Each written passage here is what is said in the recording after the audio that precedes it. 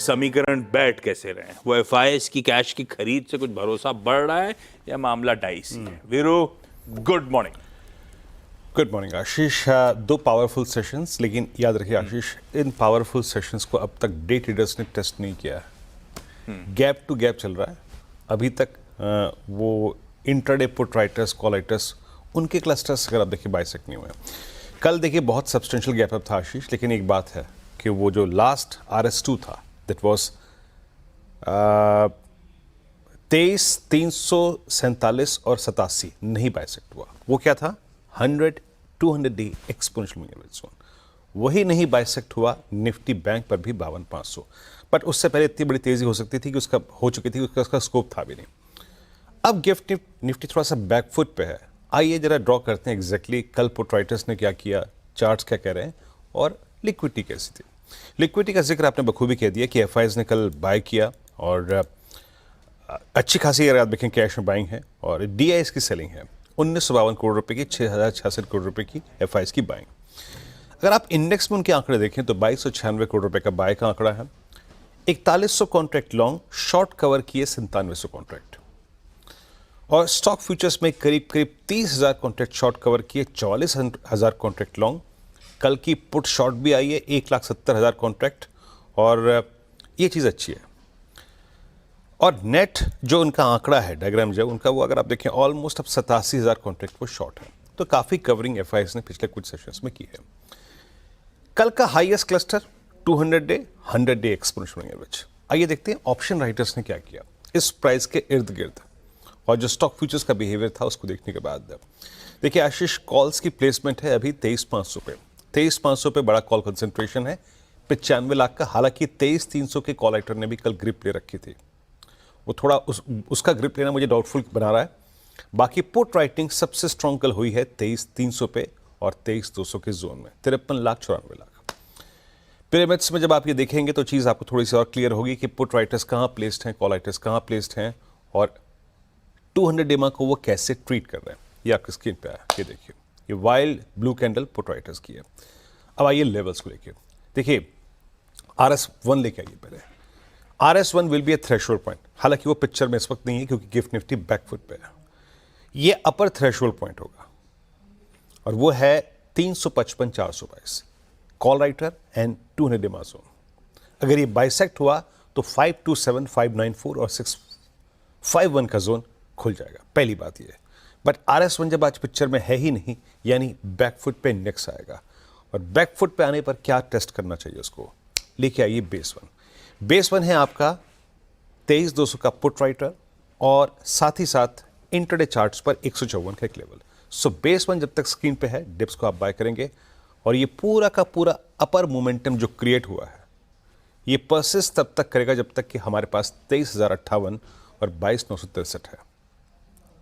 ये क्या है? दिस इज 20 डेमा एंड 50 डेमा और 23,000 का बुरा पुट राइटर। यानी अगर आप बी ट्रेडर हैं तो आप बेस वन के ऊपर का गेम खेल सकते हैं, और RS1 will be A threshold point. Nifty bank कल इसने हालांकि डे ट्रेडर्स को एक स्कोप दिया लगभग 300-400 पॉइंट का, but still that was tough. Call writers placed हैं 52,500 पे, कॉल राइटर्स प्लेस्ड हैं 53,000 पे। स्टॉक फ्यूचर्स में मोमेंटम अच्छा है, बैंकिंग स्टॉक्स में कल अगर आप देखें लॉन्ग क्रिएट भी हुआ, ये 53,000, 52,500, और पुट राइटर्स जहां पे पैरेलल अलाइंड है वो है करीब करीब आप समझ लीजिएगा कि 52,000 का जोन। लेवल्स लेके आइए। Base one, closer to base one Bank Nifty में एक ट्रेड का मौका मिलेगा। क्या है वो? पुट राइटर्स का जोन, और मोमेंटम तब तक इंटैक्ट रहेगा जब तक कि आपके स्क्रीन पर 51,910 और 765 है। 51,910 765 है, तब तक मोमेंटम कंटिन्यू करेगा, वो फ्लैग पैटर्न इंटैक्ट रहेगी। बेस वन के ऊपर को डिप को बाय करना है, और पहला थ्रेशोल्ड पॉइंट क्या है? वो है 52,500 का कॉल राइटर। लेके आइए स्क्रीन पे। RS1 टफ है थोड़ा सा, करीब करीब 52,513 664 का जोन। अगर ये बाइसेक्ट होता है इंट्राडे में तो एक स्विंग टुवर्ड्स 861 और 53,010 पॉसिबल है। आशीष, बहुत बढ़िया। ये है निफ्टी बैंक की अपनी आज की रणनीति वेडनेसडे की। बैती साहब जुड़े हुए हैं, उनके पास जाऊंगा। उससे पहले एक और इंपॉर्टेंट क्यू है, ग्लोब, और दूसरा कल शाम 4 बजे आए थे अपने इंडिया के इन्फ्लेशन के नंबर्स, रिटेल CPI इन्फ्लेशन। वो ग्राफिक स्क्रीन पर लेकर आइएगा। मार्च सीपीआई 3.34% पे आता हुआ 3.61% मंथ ऑन मंथ रिडक्शन है, पिछली बार से ठंडा पड़ा। और जो नेटवर्क एस्टिमेट्स थे वो भी 3.59 के आसपास थे, यानी कि एक्सपेक्टेशन ये थी कि मंथ ऑन मंथ स्टेबल रहेंगे। अपने इन्फ्लेशन का आंकड़ा कूल ऑफ कर गया है। और भाई साहब, ये जो आंकड़ा आपकी स्क्रीन पर है, अगस्त 2019 के बाद सबसे लोएस्ट लेवल पे इन्फ्लेशन, यानी कि 67 मंथ लोस पे। क्यों आया इन्फ्लेशन, कूल ऑफ क्यों हुआ? भाई साहब, फूड, वेजिटेबल्स और पल्सेस, यानी कि खाद्य पदार्थ, सब्जियां और दालें, ये ठंडा पड़ रहा था मामला, उसके चलते इन्फ्लेशन बढ़िया कूल ऑफ हुआ। हां, कोर इन्फ्लेशन इंचअप कर गया है, मंथ ऑन मंथ 4 से 4.1% पे।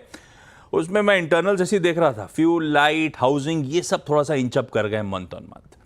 पर एक इंटरेस्टिंग रिपोर्ट पड़ी थी, उसमें मेंशन था अगर x of gold core inflation देखेंगे तो वो भी कूल ऑफ हो गया है। तो इन्फ्लेशन का प्रिंट बढ़िया है भाई साहब। और उसके बाद जो रिपोर्ट्स आ रही हैं वो भी रख देता हूं आपकी स्क्रीन पे। स्टेट बैंक ऑफ इंडिया कह रहा है जून और अगस्त में 50 बेसिस पॉइंट्स का कुल कट, यानी कि शायद 25 बेसिस पॉइंट के 2 कट्स जून और अगस्त में आ रहे हैं। क्रिसिल कह रहा है 2 more rate cuts in fiscal year 20, गलत लिखा है, हाँ ठीक है, 25 बेसिस। क्रिसिल कह रहा है FY26 का बचा हुआ जो समय है उसमें 2 रेट कट्स 25 बेसिस पॉइंट्स के। उन्होंने टाइम नहीं मेंशन करा, लेकिन मोटा मोटी वो भी SBI के साथ ही जा रहे हैं। और इंडिया रेटिंग्स भी कह रहा है कि 50 बेसिस पॉइंट्स की कटौती अभी सिस्टम में और बची है इस फाइनेंशियल ईयर में, यानी कि सब एक मत है। यहां से 2 कट्स और तैयारी हो रही है इस बढ़िया कूल ऑफ वाले इन्फ्लेशन प्रिंट के बाद।